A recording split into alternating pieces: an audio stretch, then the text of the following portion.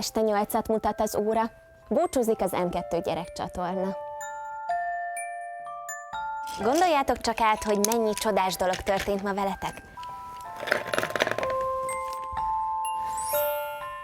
És a fogmosás sem maradjon el.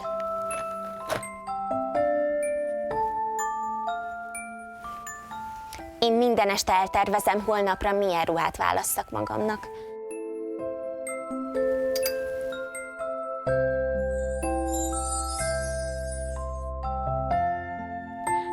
Meseolvasás után irány az ágy. Itt az idő, hogy álomra hajtsátok a fejeteket.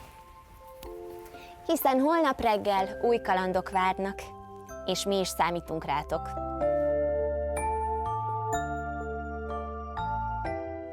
Jó éjszakát! Találkozzunk holnap reggel!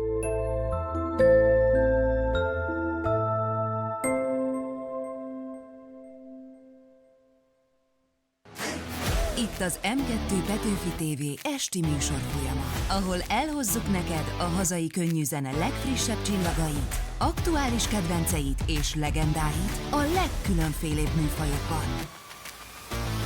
Csatlakozz hozzánk egy egész estés kalandra, ahol megmutatjuk a hazai könnyű zene színes palettáját, ismert művészek és tehetséges fiatalok inspiráló történeteivel, miközben bepillantást nyerünk a színfalak mögé is.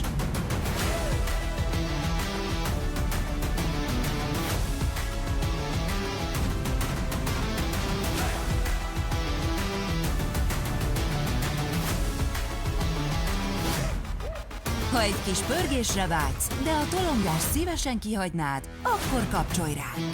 Sok jó dolog egy helyen, neked, rólad, hozzád, veled, velük! Tartsatok velünk ma este is az M2 Petőfi TV-n! A következő műsor megtekintése 12 éven aluliak számára nem ajánlott.